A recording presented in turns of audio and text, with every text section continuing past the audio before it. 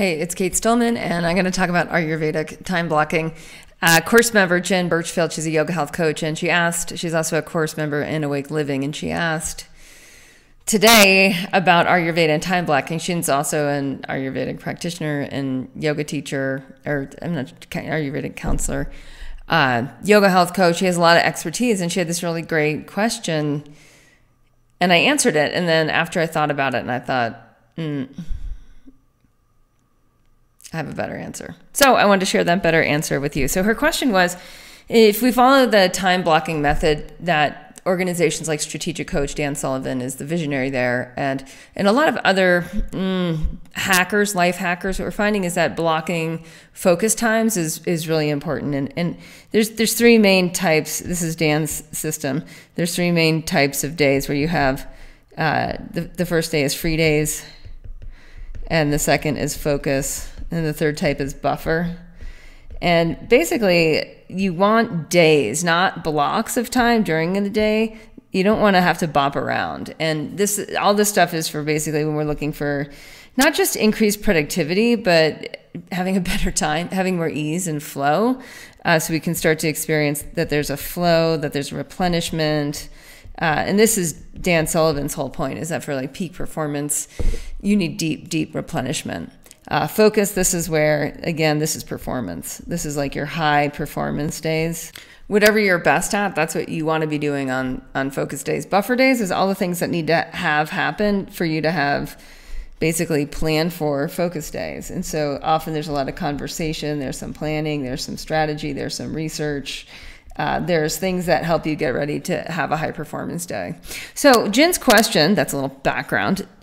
Jen's question was, like, given that, do I notice from doing this system what is happening with the Ayurvedic rhythm with time blocking, right? And what I'm noticing is this, that I have on Mondays, these are more of my Vata days. This is a buffer day, and it's Vata. My team is all global. We're all over the world, and Monday mornings, like, we hit it, we connect, we talk about a lot of different things, we set a lot of the planning.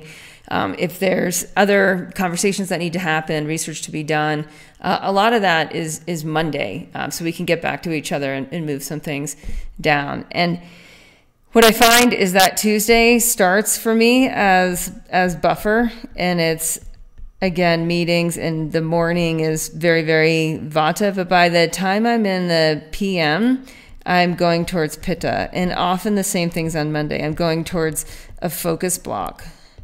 But it's not that I'm focusing yet, it's focus prep. So it's like Vata is going towards Pitta, it's organizing towards Pitta, and this is focus prep, and then Wednesdays is all focus. So this is, again, this is high performance, which for me is a lot of content creation, it's a lot of videoing or writing. And I do it in blocks. I knock out chunks of curriculum or books or blog posts or whatever I'm working on and trying to move forward. And I don't bounce.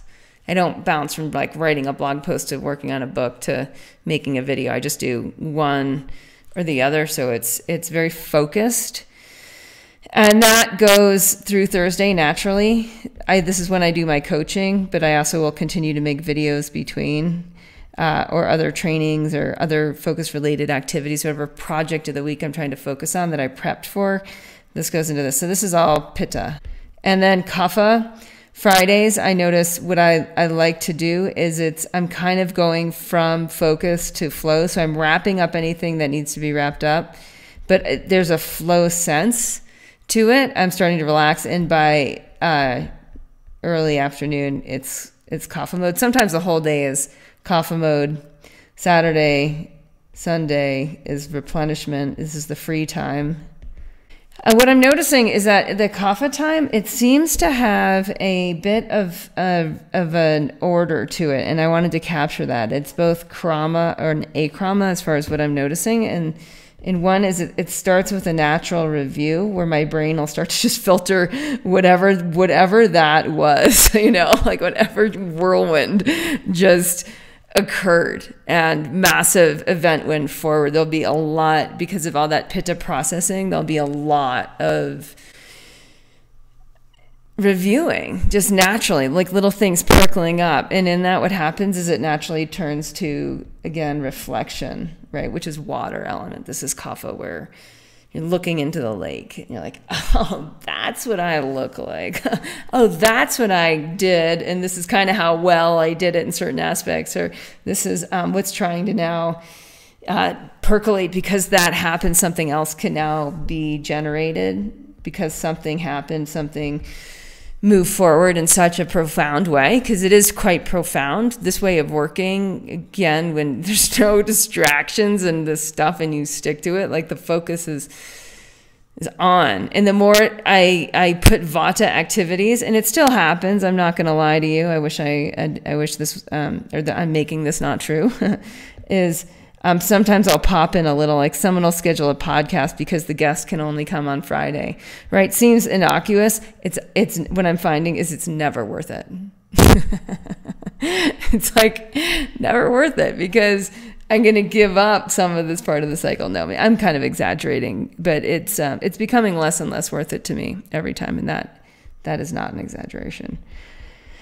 Okay. So we reflect, we receive. You receive your reflection. There's a reflective quality that the water does, but then when you actually take it in, that starts receiving. And this is, I think, one of the most beauteous beauties of kaphas, right? Is there's that softness, that softening, that saying like, hey, it doesn't all have to be perfect this time. Whatever happened, happened. Like, what can I receive from that? What can I learn? And things will happen. Like your brain will pop up different types of, your neural pathways just really expanded, and you grew new brain cells and you grew new pathways. And so you're going to have different ideas. And as you receive those, you're going to want to record. And that's what this illegible word is. And recording, for me, I use a whiteboard on the weekends, particularly. If things are downloaded, bam, I just go to the board. So this isn't a practice that happens like, I'm going to do this. This is a natural process. And I naturally then will record what's percolating. So it's not a session that I do. It's not an extra to do. If it were, it wouldn't be a free day, right? I know, you got that one. Okay, so then what happens, because this is an effortless flow in which this is happening, is there's a replenishment.